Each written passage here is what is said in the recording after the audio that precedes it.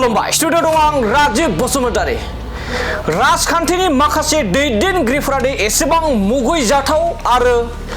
दुखुनांथाव खामानि मावनो हायो दिनै रोखा फोरमान जाबाय नंगौ दुखुनांथाव आरो मुगैजाथाव बिपिएफनि माखासे सोद्रोमाफोरनि आखु जाय जोनोमनिफ्रायनो मेगन नुफेरा सासे नङा सानै नखराव जोनोमनिफ्रायनो मेगन नुफेरै रायजो सरकारनिफ्राय होनाय माव बिथांखि थामहिनबा आसनि जा स्किम अरुणोदय बे अरुणोदयनिफ्राय मुं दाननो हानाया बेसेबां बिखा रोजा राजखान्थिनि दैदेनगिरि जानो हागौ थारैनो नंगौ नोंथांमोना मिथिगौ बिपिएफनि माखासे कर्मि दोलोफोरा एबा दोलोनि कर्मिफ्रा गोबां बिटिसिनि बिमा माहारिफोरनि अरुणोदयखौ दाननानै गोदान गावनि आंगो सुबुंफोरनो होनायनि खौरां गोसारनायखौ नोंथांमोना गोबां नुना मोननाय जादों थिग बेबायदिनो उदालगुरि विधानसभा बियाबनि सिङाव थानाय गंसे दुखुथिया नखर जाय सानै जोनोमनिफ्रायनो मेगन नुफेरै बै मेगन नुफेरै सुबुंनो एबा नखरनो अरुणोदय थांनाय गोलाव समनिफ्राय आसाम सरकारा होबोदोंमोन थामहिनबा प्रमोद बर'नि आमोलनिफ्रायनो बिथांमोना मोनबोबाय थादोंमोन बेबायदि नखरनि अरुणोदयखौनो बिथांमोना मेगन नुवा जोनोमनिफ्रायनो बिथांमोना मेगन नुयै साफा फरायसा बिथांमोना मेगन नुवाखैब्लाबो गोबां साफा मोजां फरायसाफोर एबा फरायसुलिफोर दा बेखौनो बुंदों जे दुखुनांथाव आरो मुगैजाथाव बिपिएफनि माखासे सोद्रोमाफोरनि आखु बेसेबां बिखा रोजा जानो हागौ बैफोरबायदि राजखान्थिनि सोद्रोमाफोरा जायनि नखराव एबा जाय सुबुङा सान एबा खोमसि जेबो मोनथिया एबा नुफेरै बैफोरबायदिनि अरुणोदयखौ दाननानै जे गुबुननि मुंखौ सोना होनायनि सासे राजखान्थिनि दैदेनगिरिनि बिखाया बेसेबां रोजा जानो हागौ थारैनो दिनैनि समाव बेयो मोनसे मुगैजाथाव आरो सोंख्रिजाथाव होनना बुंनांगोन आरो बे खौरांखौ नुयोब्ला नोंथांमोना दुखु नांगोन गोबां रागाबो जोंगोन आरो बे नुनाय नोंथांमोना जा डिसप्लेनि गेजेरजों नुदों नोंथांमोना बे नखरानो उदालगुरि विधानसभानि सिङाव थानाय मोनसे नखर आरो बे नखरा गोलाव समनिफ्रायनो अरुणोदय मोनबोबाय थादोंमोन आरो थांनाय डिसेम्बर दाननिफ्राय रायजो सरकारा मोनसे फोसावना होदोंमोन दि 3 दान एबा 4 दान अरुणोदयखौ होनाय जाया नाथाय खनसेयैनो 9,000 रां होनाय जादों आरो होगोन होननानै बुंदोंमोन आरो होनाय जादोंमोन बैनिफ्राय बिथांमोनखौ बन्सित खालामनानै एबा दाननानै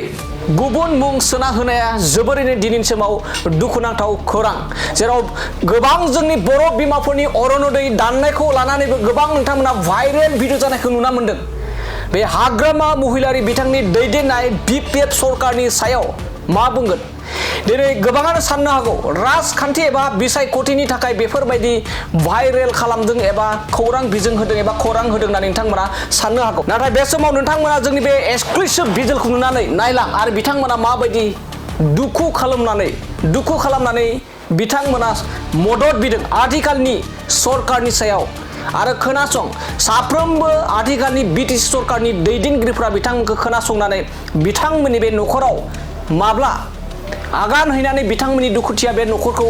नोंथांमोना खौरां लाहैगोन बेखौ समाजो मोनथिसिगोन दानिया नोंथांमोना नायलांदो बिथांमोननि दुखुनि बाथ्राखौ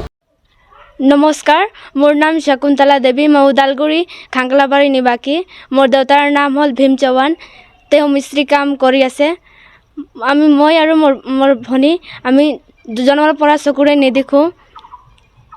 ते माने आमार बहुत दुखर कथा हल आमी यदि आमार काने भगवाने यदि जन्म निदिले हल तो आमी ভাল আছিল क्योंकि आमार यदि एटा भरि ना থাকিলে हल बा एटा हाथ ना থাকিলে आमी चलिब पारलो आमार আজি देखो आमार चकुए নাই दुईटा आमी केनेके चलिम এতিয়া आमी माने किबा मोर भंटी और मैं এতিয়া बर्तमान आमी पढ़ी आसो आमार এতিয়া मा देउताই माने आमाक पढ़ाब নোৱাৰে मैं किबा मैं सरकारों পৰা সহায় বিচাৰি আছো কোনো सरकार মোক আগবাঢ়ি আহি কেনে সহায় কৰিবৰ কাৰণে মই কিবা বিচাৰি আছো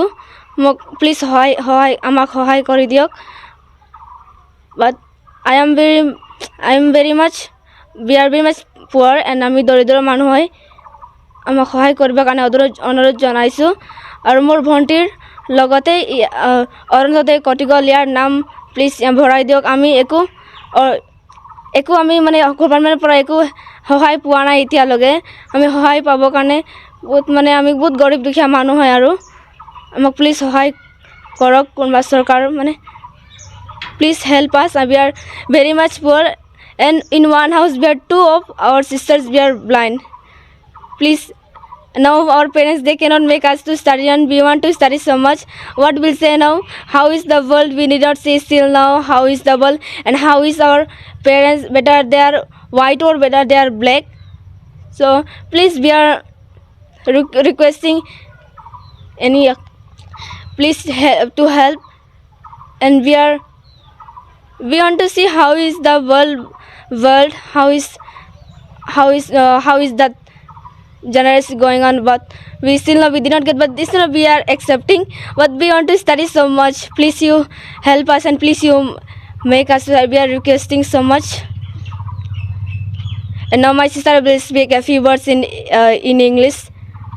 Good morning, everyone. My name is Karuna Devi. I read in class 1. The name of my school is Jatiniketan School for the Blind.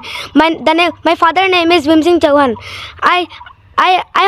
want to say some few words for you. Please, I am blind. I cannot see with my eyes. I want to study. I also have mind to study, but I cannot study. My parents they are poor. My father he is getting in a day 500 rupees. With 500 rupees, I will buy vegetables. I'll buy rice, or I will buy dal, or I will give school fees, or nothing I can do. With 500 rupees, I can eat only vegetables, rice, and dal. Please support us. I am requesting everyone. Please, all the political leader of Assam or India, please support us. Thank you. ছোৱালীকেইটা corona দৈ আগতে পাই আছিল এতিয়া পোৱা নাই 4-5 মাহ ধৰি এতিয়া ইমান গৰীব মানুহ কেনেকৈ পঢ়াম মোৰ ছোৱালীজনী লাগে নহয় এতিয়া ধনী হ'লেতো মই বেলেগৰ পাত হাত বিচৰাব নগ'লো হয় এতিয়া দুখীয়া মানুহ হৈ কিলে মানে হোৱাই লাগিব ইমান দিন পৰা চৰকাৰ হৈ আছে ইমান দিন দাউৰি থাকোঁ একো কোনো গৰজ দিয়াই নাই আজি পৰা মই কি নতুন সরকারের পৰা আহার পাই কোনে কো দিয়া নাই দিয়ে একো দিয়াই নাই সব ধর্ণা দইতো কাটি দিছে মই কেনেকে পঢ়াম ইহঁতক মোৰ এজন কাম কৰে 5 পৰিয়াল কেনেকে খুৱাব কেনেকে পঢ়াব এতিয়া এইটো প্ৰাইভেট স্কুল হয় এতিয়া ছোৱালীকেইটাকে এতিয়া বোলে চৰকাৰী স্কুল নপঢ়ে এতিয়া বোলে কৈ আছে মাই মই কেনেকে চৰকাৰী পঢ়িম বুলি এতিয়া 5 ক্লাস টু ইংলিশ মিডিয়াম পঢ়ি কিলি বোলে 5 ক্লাস আৰু কেনেকে চৰকাৰী যাই পঢ়িব কাৰণে এইখানি কৈ আছে মই আমাক ডিফিকাল্ট লাগে কি আমাৰ ব্ৰেল লিপিৰ চিষ্টেম আমাৰ সবতে আমি শিকিব নোৱাৰো আগৰ পৰা যদি আমাৰ কাৰণে চৰকাৰী মিডিয়ামত দিলে হেতেন আমি পাৰি যালো হল এতিয়াতো আমি নোৱাৰিম আমাৰ কাৰণে বহুত ডিফিকাল্ট হ'ব আমাৰ পঢ়াব মানে কিবা এইকাৰণে আমি ক'লো যে ইটো 5 ক্লাস আমি ইংলিশ পঢ়িলো আৰু 5 ক্লাস কেনেকে আমি অসমীয়া মিডিয়ামত পঢ়িম